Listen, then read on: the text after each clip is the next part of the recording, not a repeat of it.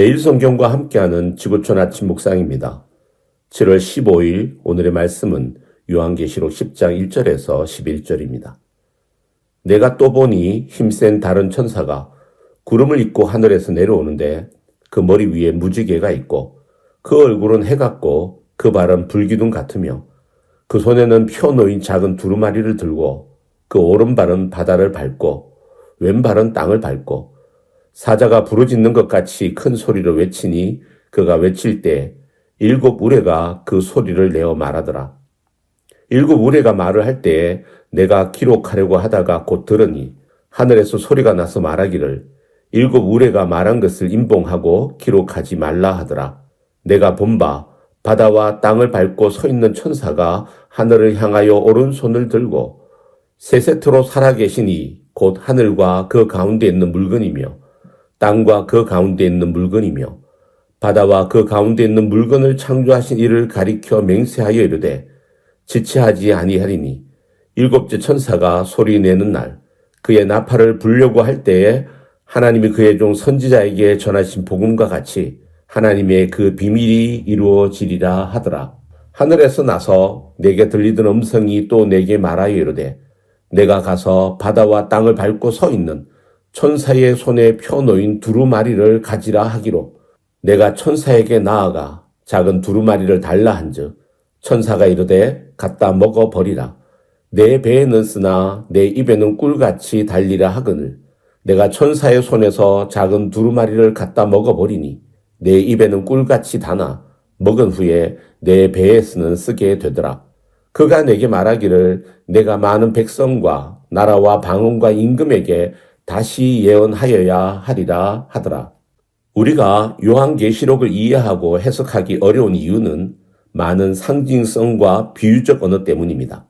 가령 짐승, 용, 음녀, 숫자들인데 이 상징들이 구체적으로 무엇을 의미하는지 해석하기 어렵기 때문입니다. 또한 복잡한 구조 때문입니다.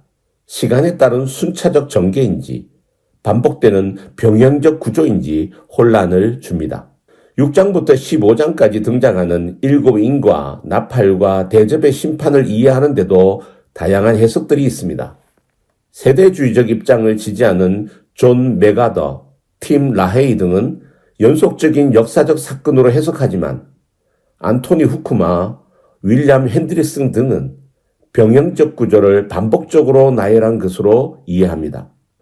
그럼에도 중요한 공통점은 역사의 마지막 날에는 환란이 있고 그 환란을 이기고 승리한 자는 역사의 주인이신 하나님께서 구원하신다는 메시지입니다.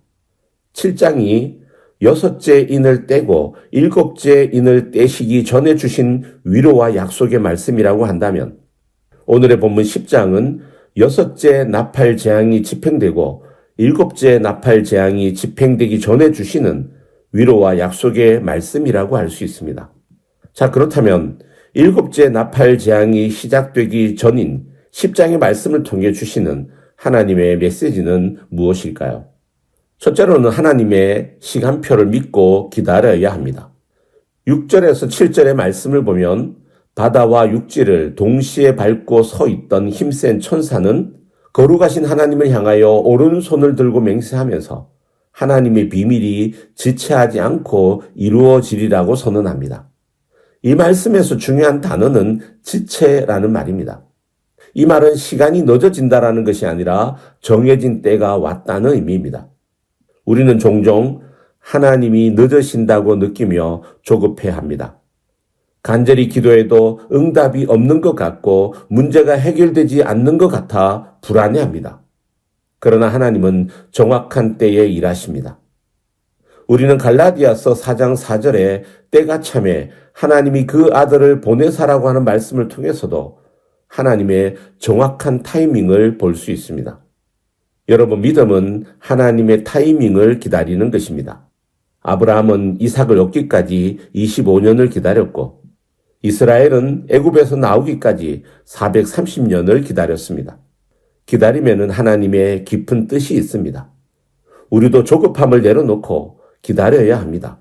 취업이 되지 않아 답답해하는 젊은이들, 결혼할 배우자를 만나지 못해 걱정하는 청년들, 사업의 길이 열리지 않아 불안해하는 분들, 질병이 낫지 않아 힘들어하는 성도님들의 마음을 하나님은 다 아십니다.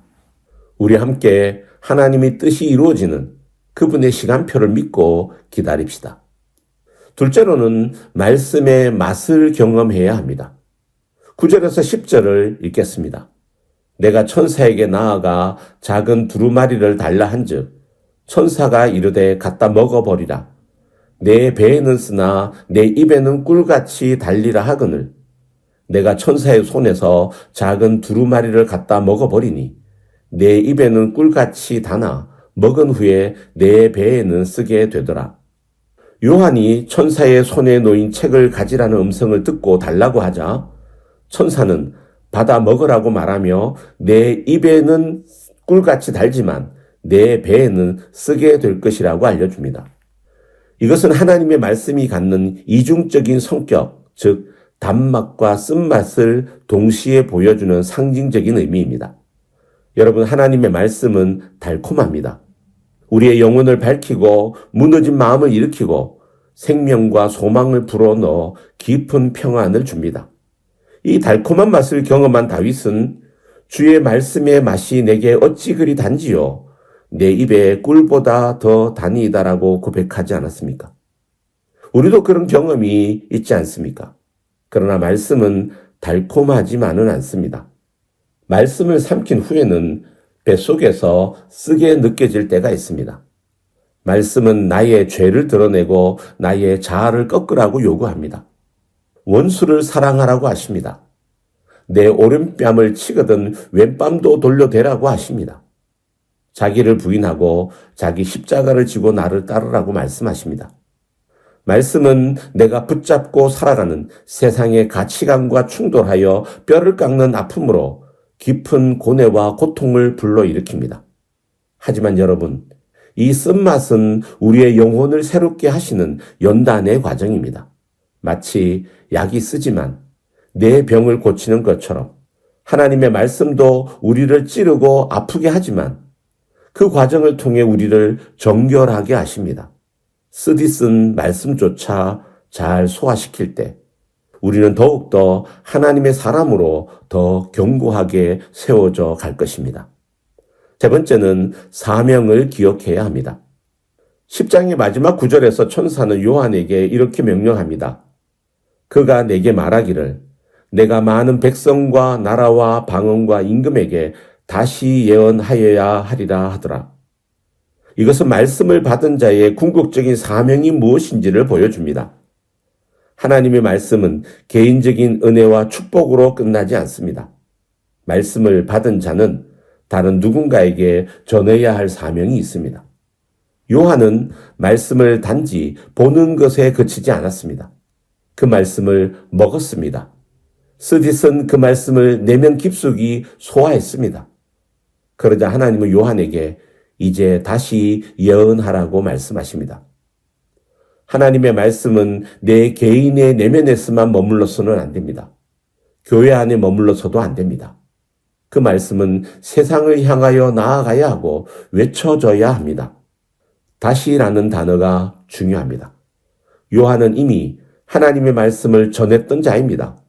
그러나 하나님은 말씀을 먹고 소화한 후에 다시 전하라고 하십니다. 하나님의 말씀은 끊임없이 반복되어야 하며 계속해서 선포되어야 할 생명의 말씀이기 때문입니다. 말씀은 정보가 아니라 사명이며 책임입니다.